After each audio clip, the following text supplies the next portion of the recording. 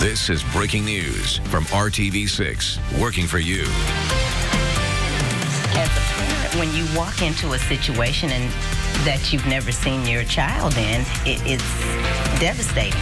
Only on RTV6, a mother seeking accountability after a medical mix-up involving insulin and her son inside the McKenzie Career Center. Their attorney calling the Lawrence Township School District grossly negligent and failing to take appropriate action.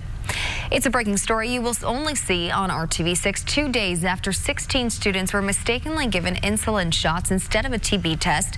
A mother wants people to know what was happening inside the school. Yeah, and tonight we are getting exclusive details. Call 6 Chief Investigator Rafael Sanchez just finished a conversation with the mother and her lawyer in a story you will see only right here. Rafael.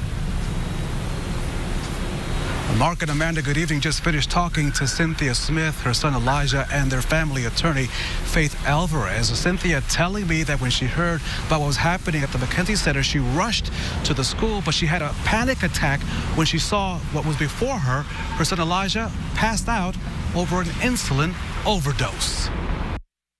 We're learning new details about what happened during the medical mix-up inside the McKenzie Career Center, in a tort claim, putting the Lawrence Township School District on notice of a possible lawsuit. The timeline offered raises many questions. At 9 a.m., Elijah Gaskin III says he and classmates were expecting flu shots and injections for TB tests. They were later told they received insulin instead. The high school student says he was told not to contact his parents. His blood sugar, he says, was not checked, and he was not offered or provided medical treatment. At about 11, Elijah says he called his mother reporting that he was feeling ill.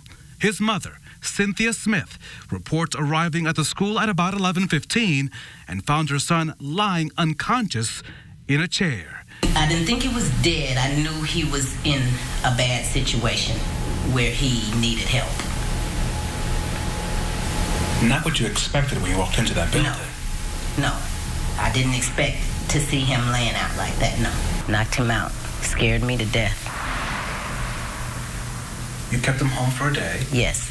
He plays football. There should be a big football game tomorrow. There is, but there is a game Friday, but he's not playing because it's not recommended that he plays this week. He needs to sit out and make sure there's no adverse effects from this.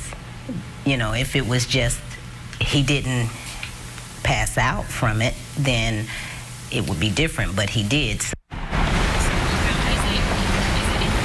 Cynthia Smith happens to be a geriatric nurse, so she knows how to work with patients who need insulin, so she knew that this was a very serious issue.